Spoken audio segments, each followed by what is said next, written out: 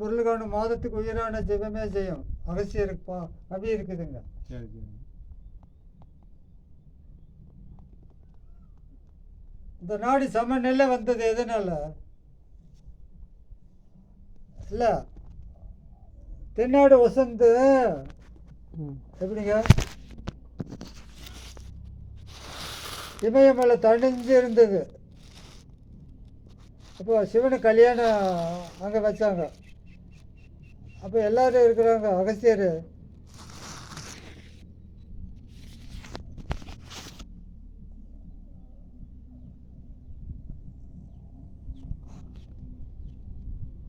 அகஸ்தியரை கூப்பிட்டாரு, நீ உடனே பொதிகை மலை போ அப்படின்னாரு. என்னங்க உங்கள் கல்யாணத்தை பார்க்கலான்னு இருக்கிறேன், நீங்கள் என்னைய போக சொல்கிறீங்க. நீ அங்கே போ, உங்கள் முன்னால் பொண்ணு மாப்பிள்ளை வர, நீ போ அப்படின்னு. எப்படிங்க இந்த அப்போ தான் அவர் போக போக தென்னாடு தனி சமமாச்சு இந்தியா.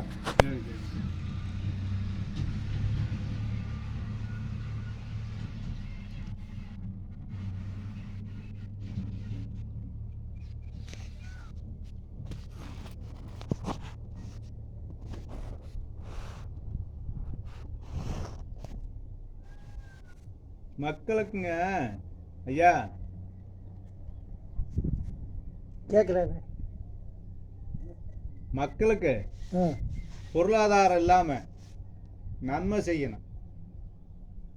பொருளாதாரம் இல்லாமல் நன்மை செய்யணும். அது எப்படி செய்வீங்க? அதைத்தான் கேட்குறேன். அது இன்னும் இன்னொரு பிறப்பில் வந்தால் தான். இந்த பிறப்பில் ஐயே மண்ணை தொட்டு அள்ளி மண்ணை அள்ளி கொடுத்தா பொண்ணாகும். அது இன்னொரு பிறப்புக்கு தான் கிடைக்கும்.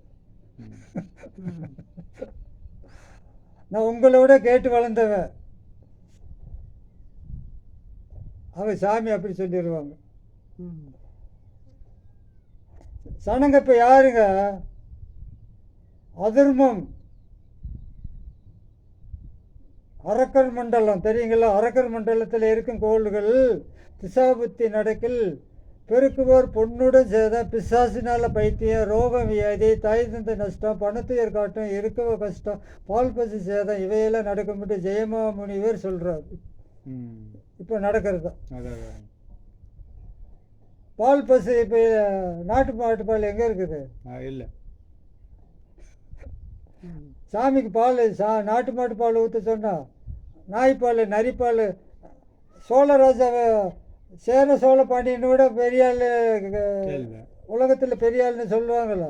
அவங்களுக்கே சுடுகாடு இல்லை, எங்கே பசித்தாங்க என்னன்னாங்கன்னு தெரியல. எங்கே போனாங்க? எங்கே போனாங்க? இன்னத்த பெரிய நாட்டில் ஒத்துணுக்குமே தெரியாதா? தெரியலையே. கேள்வி கேட்டா சேர சோழ பாண்டியன் 3 பேர்த்த கேட்டாலே இந்த இந்தியா நடுங்கும். எங்கே போனாங்க? உலகம் பூரா சிவாலயம் கட்டினோம்.